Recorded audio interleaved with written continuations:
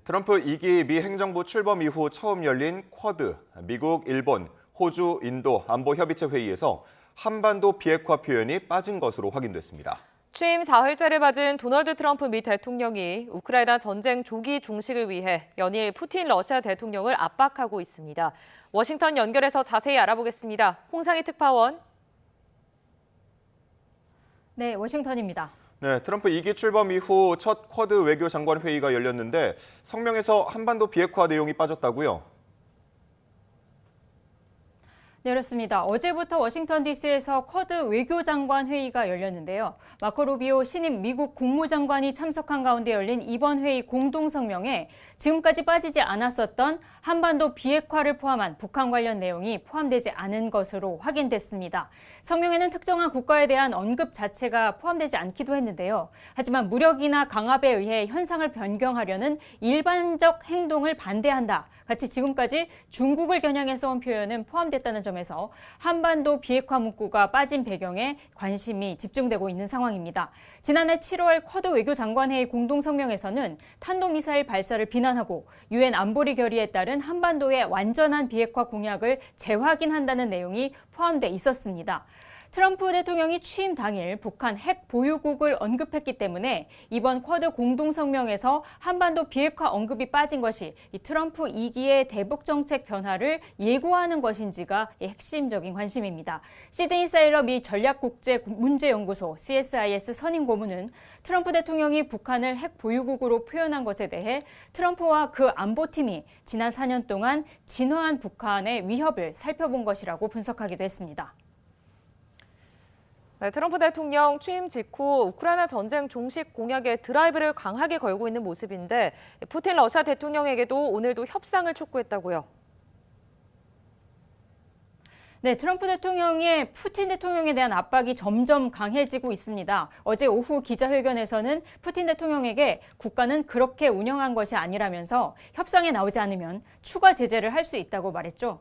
어제 기자회견 내용을 들어보시겠습니다. If Vladimir Putin doesn't come to the table to negotiate with you, will you put additional sanctions on Russia? Sounds likely. Well, we'll look into that. We're talking to Zelensky. We're going to be talking with President Putin very soon, and we'll see how it all happens. We're going to look at it very soon.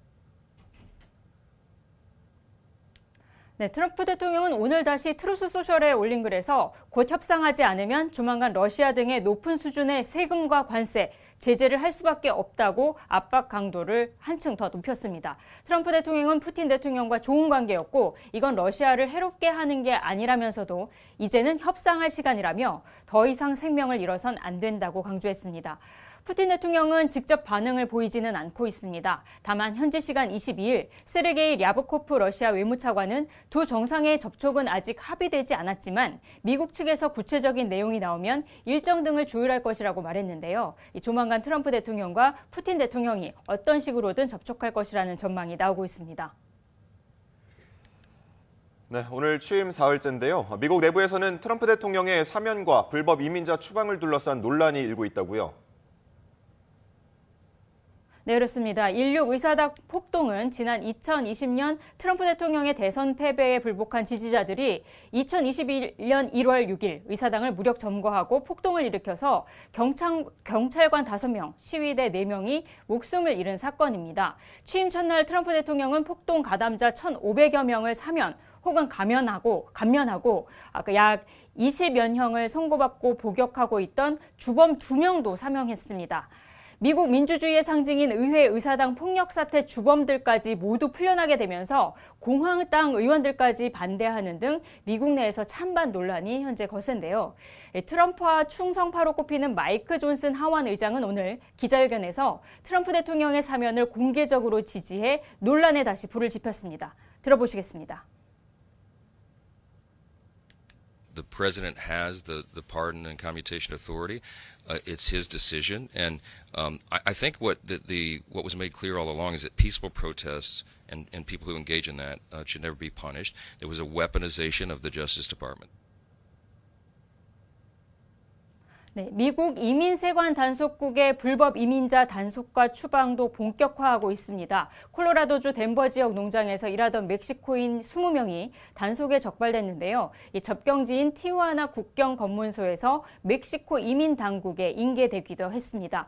미 국방부는 오늘 남부 국경에 1,500명의 현역 군인을 배치했습니다. 이들은 국경 순찰대를 지원하는 임무를 맡을 것으로 예상됩니다. 지금까지 워싱턴에서 전해드렸습니다.